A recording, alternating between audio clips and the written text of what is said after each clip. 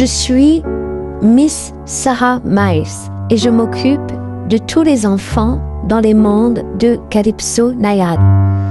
Et ce soir, je vais vous raconter le début de l'histoire de Calypso Nayade. Alors écoutez bien, parce que c'est terrible.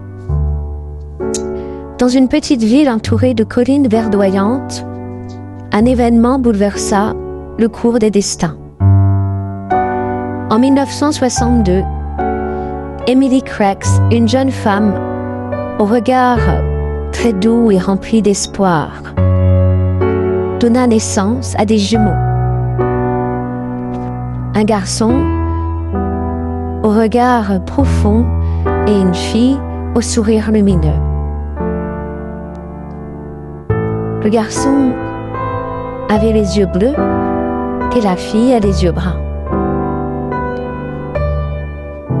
Leur naissance aurait dû être un instant de joie pure, une célébration de la vie.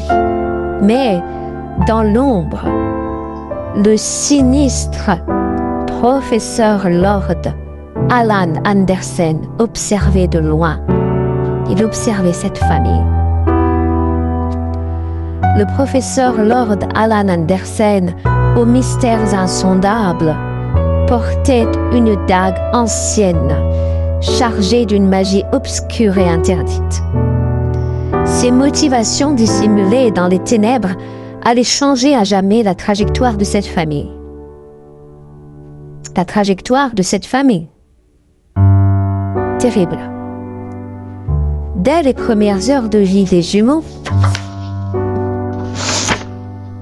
le professeur Lord Alan Andersen intervint avec une froideur implacable.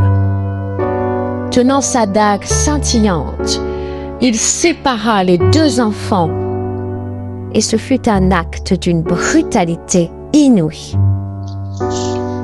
Le garçon disparut dans les limbes inconnues, emporté par la magie que personne ne comprenait. Emily Cracks, dévastée par la perte de son fils, fut consumée par un chagrin insurmontable.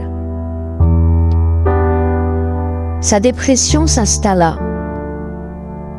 comme un brouillard qui cache le lac, la privant de la force nécessaire pour prendre soin de sa fille, Minnie Emma. Chaque regard posé sur Minnie Emma rappelait à Emily, l'enfant garçon, qu'elle ne pouvait plus tenir dans ses bras et qu'elle avait perdu à cause du professeur Lord Alan Andersen. Et ainsi commença une histoire marquée par des blessures invisibles et des mystères à dénouer. Pourquoi le professeur Lord Alan Andersen avait-il pris le garçon? Et quel rôle la magie de sa dague jouait-elle dans un destin qui semblait irrémédiablement bouleversé? Alors il faut se poser la question de ce qu'il s'est passé.